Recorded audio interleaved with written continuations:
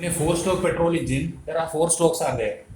There is a suction stroke, compression stroke, power stroke, and the exhaust stroke. Now in the suction stroke, the inlet valve is opened and the air fuel mixture enter into the combustion chamber. That is in a four-stroke petrol engine. So the air fuel mixture is mixed in the carburetor. That is what we have learned it.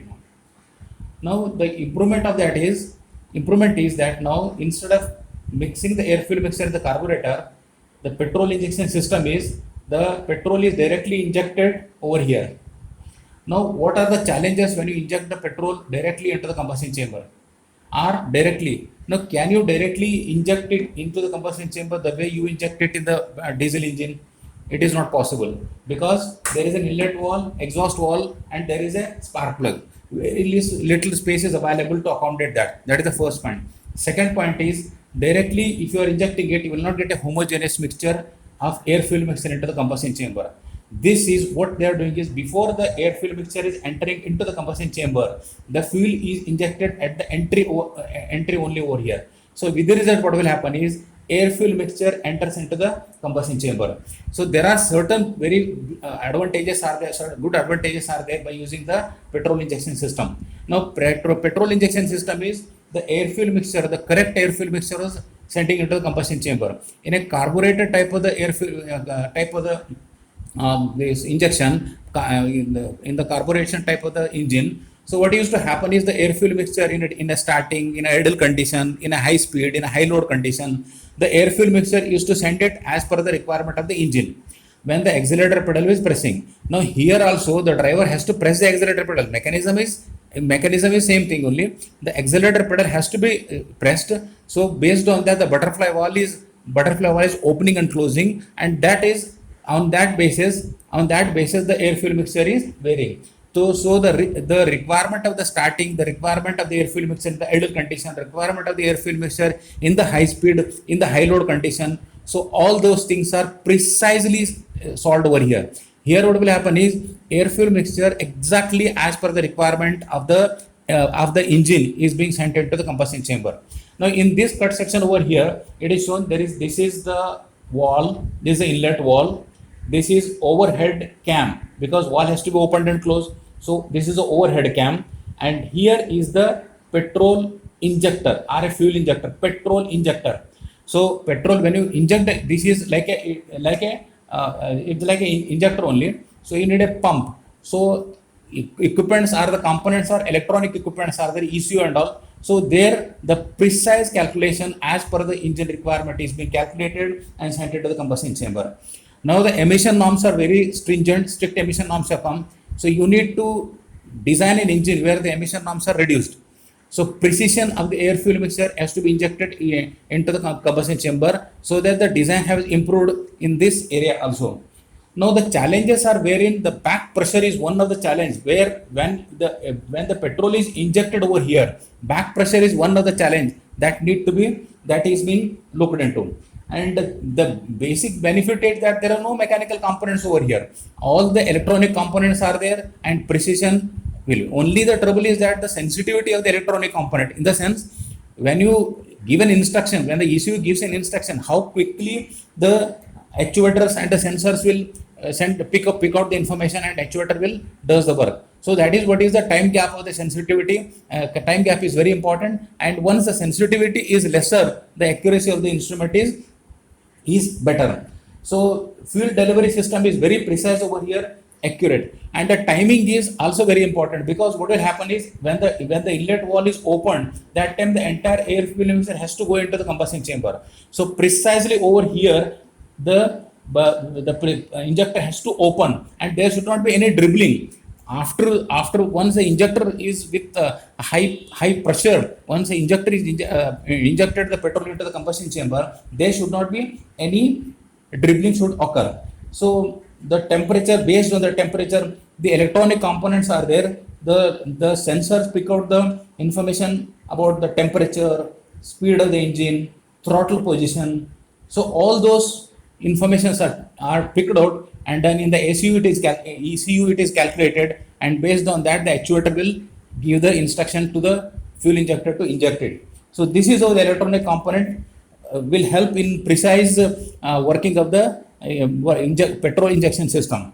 So an atomized fuel has to be injected into the combustion chamber. That is very important. This is the control layout for the petrol injection system. This is the engine, and here is the injectors are there. Now, if it is a single point, only one injector will be there. It is a multi-point. There are each injector for each cylinder separately. Now, fuel supply system.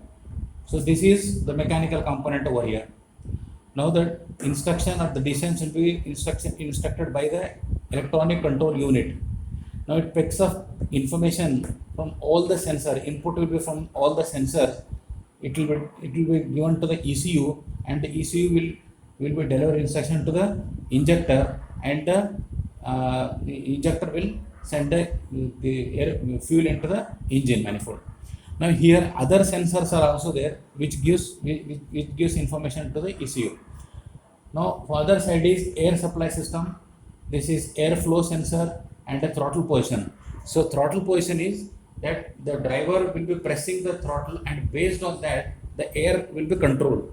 In a conventional older method, that used to be the method where the air flow used to control in the carburetor, and based on the velocity of the air and the pressure difference with the atmosphere, the air fuel mixture ratio used to vary. Now here what is happening is, here the throttle position is taken into consideration, and based on that the ECU will decide that what should be the fuel air ratio or air fuel mixture has to be injected into the combustion chamber. So even in the idle speed also, so idle mixture control is also there. So this is how electronic component will help to increase the efficiency and reduce the mechanical component. So precision is improved. Now what ECU does is, ECU basically picks up the information from different sensors. That is exhaust oxygen sensor. This is exhaust oxygen sensor. From the exhaust, the oxygen present in the exhaust is taken, because that will give you the information that how much unburned particles are going out of the combustion chamber. If the 100% oxygen is utilized, so that means the entire fuel has been burned in the combustion chamber. Now what is the engine speed? Now engine speed, based on that the speed fuel ratio will be varied. So the engine load sensor, that is the manifold absolute pressure sensor.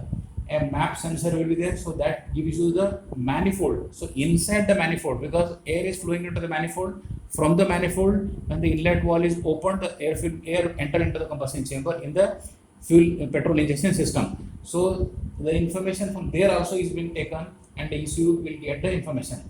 And the coolant temperature, so that will give you the temperature of the engine. And then air temperature, that is the inlet air temperature. So fuel rail temperature is fuel is in the rails, if it is a multi-point injection system, so different rails will be there. So for each rail, so there is going to be a separate injector will be there for every cylinder. So that temperature is also be taken, because temperature is directly proportional to the vapor ratio. So that is how the temperature is being taken into consideration. So the throttle position, because the driver is giving the input, this is very important, that what is the driver's intention, how much what is his intention, what is the requirement of an engine, a vehicle to have a speed and a load. So that is the throttle position instruction is taken. So battery voltage is also taken. So these are the input to the ECU, electronic control unit, and the output will be fuel injector. So this is actuator. This fuel injector means directly it is not going to the fuel injector. There is a actuator will be there. So actuator will open and close the fuel injector. So idle control will be done. So this is how the control layout for the fuel injection system works. The petrol injection system supplies the variable air fuel mixture in the starting, in the idle condition, in the high speed condition, and when the load is more. So for different engine requirement, different air fuel mixture is being sent to the engine. So that is precisely is being done by the injector. So this petrol injection system. So there are two types of petrol injection system. One is the single point injection system. Then next is the multi-point injection system. So in the single point injection system, This is the air inlet, airflow, injector, throttle, pressure manifold, manifold pressure sensor, and the engine. This side is the fuel and the fuel meter. So from here, the sensor will air velocity will be sensed by this, and that is given to the fuel meter, and the pressure will be sensed by this sensor, and it is fed to the fuel meter. So the ECU will take a decision, and accordingly the quantity of the fuel to be delivered or injected will be decided by the ECU, and it is being injected. So in the single point injection system, only one injector is there to supply the air fuel mixture for four cylinders. Four cylinders. Now in a multi-point injection system, this is the air inlet, this is the airflow meter, and this is throttle valve and pressure sensor, and fuel is entering from there, and this is the fuel meter. Instead of one injector, there are separate injectors are there for each cylinder, and this is the engine. This is the inlet of the first cylinder, second cylinder, inlet wall of the third. So that is the inlet for different cylinders. So you find separate injector for each cylinders over here. So with this, the velocity of the air will be sensed by this sensor over here, and the information is provided to the fuel meter. That is again going to the ECU, and the pressure over here will be taken by this from this particular sensor. So anyway, the driver will be pressing the accelerator pedal, and depending upon the driver's accelerator pedal, the velocity of the air and the pressure will be varying in the manifold. So in the manifold over here, separately for each cylinder, injector will be supplying the fuel petrol depending upon the action taken by the ECU and then the fuel meter. So an atomized fuel has to be sent into the combustion chamber. Approximately 3 to 6 bar of the pressure is required, and sometimes it is very difficult to match up with the sensitivity. Sensitivity is very important when the ECU takes a decision, and then it is fed it to the fuel meter. Precisely, the fuel has to be sent into the combustion chamber. That is one of the challenge. So the petrol injection system has an advantage of high volumetric efficiency, and the amount of fuel injected into the combustion chamber, whether it is a single point or whether it is a multi-point, will be directly proportional to the injector operating time, because the time available for this will be a fraction of seconds is available.